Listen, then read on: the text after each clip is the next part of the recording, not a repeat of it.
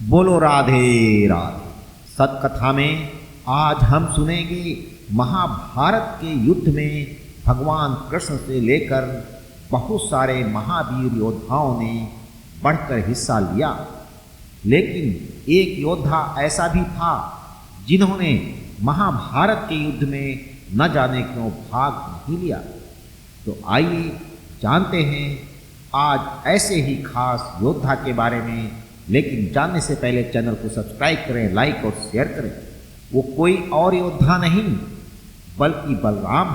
जी हाँ, आखिर बलराम ने क्यों नहीं लड़ा महाभारत का युद्ध, तो इसी के बारे में हम जानेंगे। तो इस वीडियो को आप अंत तक जरूर देखिएगा। आखिर क्यों बलराम जी ने अपने भाई कृष्ण के साथ नहीं लड़ा महाभारत का युद्ध, और वो कौरवों की तरफ से अगर लड़ना चाहते थे तो उन्होंने कौरवों की तरफ से भी युद्ध क्यों नहीं लड़ा। श्री कृष्ण के बड़े भाई बलराम शेषनाग के अवतार थे। कंस द्वारा देवकी की 6 संतानों के बाद शेषनाग बलराम के रूप में देवकी की कोख से पैदा हुए, और उनके जन्म से कुछ समय पहले ही वासुदेव की पहली पत्नी रोहिणी जो है देवकी और वासुदेव से मिलने कारागार गई। वहाँ अपनी योग शक्ति से देवकी के गर्भ से बलराम को अपने गर्भ में उन्होंने सुरक्षित कर लिया, क्योंकि बलराम का एक गर्भ से दूसरे गर्भ में आकर्षण हुआ था, इसीलिए उन्हें संकर्षण भी कहते हैं। वैसे तो बलराम जी के विषय में कौन नहीं जानता, ये बल के धाम थे और साथ ही क्रोध के भी। तो जहाँ श्री कृष्ण अपनी मुस्कान और शील स्वभाव के लिए प्रसिद्ध थे, वहीं बलराम को उनके क्रोध के लिए जाना जाता था। वैसे भी वो शेषनाग के अवतार थे। नागवंशी क्रोधी स्वभाव के लिए माने जाते हैं। यदुवंश के संहार के बाद उन्होंने समुद्र तट पर अपना देह त्याग किया था और अपने धाम लौट गए थे।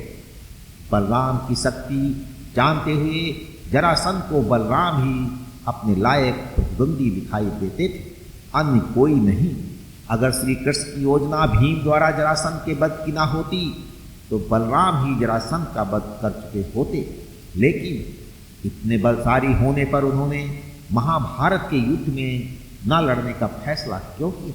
क्या कारण था कि वो युद्ध करने के स्थान पर तीर्थ यात्रा पर चले गए? जानते हैं, महाभारत के युद्ध में सभी छोटे बड़े राज्यों से सैकड़ों राजाओं ने भाग लिया। जहाँ एक तरफ कौरवों के साथ श्री कृष्ण की नारायणी सेना सहित 11 अश्वरोहिणी सेना भी थी, और वहीं पांडवों के पास केवल 8 अश्वरोहिणी सेना थी। किंतु ऐसे में जब कृष्ण निशस्त्र पांडवों के साथ बलराम ने युद्ध न करने का प्रण लिया और तीर्थ यात्रा पर निकल गए। और तो और उन्होंने कृष्ण को भी यही सुझाव दिया, युद्ध में हिस्सा ना ले, क्योंकि दोनों ही पक्ष हमारे संबंधी हैं और किसी एक का पक्ष लेना दूसरे के साथ अन्याय करना होगा। दोनों ही पक्ष अधर्म कर रहे थे और इसमें अगर हम सम्मिलित हुए तो वो भी अधर्म कहलाएगा।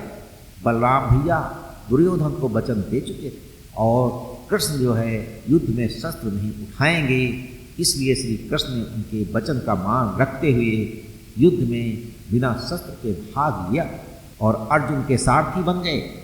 उन्होंने भ्राता बलराम को भी समझा दिया कि धर्म स्थापित के लिए युद्ध का होना आवश्यक है।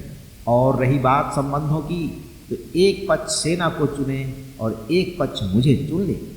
जब दुर्योधन को पता चला कि श्री कृष्ण जो है निशस्त्र युद्ध भूमि में होने वाले हैं, तो दूसरी तरफ उनकी ताकत पर नारायण सेना भी होगी, तो उन्होंने सेना का ही चुनाव किया। लेकिन श्री कृष्ण के निहत्थे ही पांडव सेना को उन्होंने विजय दिलवा दी। इस प्रकार उन्होंने बलराम के वचन का मान रखा और ये युद्ध भी पूर्ण हो गया। क्योंकि एक प्रश्न धर्म का होता है तो कृष्ण स्पष्ट रूप से धर्म के साथ खड़े हो जाते थे, चाहे विपक्ष में उनके अपने ही क्यों ना हो। आपको बता दें कि महाभारत के ग्रंथ में एक घटना का वर्णन मिलता है, जिसमें युद्ध के पूर्व एक दिन दाऊ भैया पांडवों की छावनी में पहुंचे और उन्हें देख पांडव पक्ष में सभी लोग प्रसन्न हो गए। सबने उनका अभिवादन किया।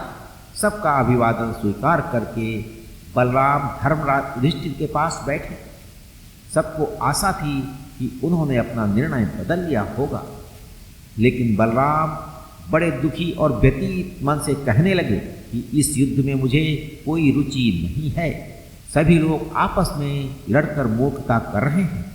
मेरे लिए पांडव भी उतने ही प्रिय हैं जितने कि कौरव, इसलिए मैं इस युद्ध में भाग नहीं लूँगा, नहीं तो यह अन्याय होगा। बलराम कहते हैं कि जब जिस तरह कृष्ण हो उसके पक्ष में मैं कैसे जाऊं। भीम और दुर्योधन दोनों ही मुझसे गदा सीख चुके हैं, दोनों ही मेरे प्रिय शिष्य हैं, दोनों पर मेरा एक जैसा स्नेह है। इन दोनों कुरुवंशियों को आपस में लड़ता देखकर मुझे अच्छा नहीं लगता है। मैं तीर्थ यात्रा पर जा रहा हूँ। ये कहकर बलराम ने सबसे विदा ली और तीर्थ यात्रा पर निकल पड़े। यही मुख्य कारण था जिस वजह से बलराम जी ने महाभारत के युद्ध में हिस्सा नहीं लिया था। तो पौराणिक कथाओं में आज बस इतना। अगली बार हम सुनेंगे एक नई कथा। तब तक के लिए ईश्वर की सभी शुभकामनाएं आपके साथ बनी रही।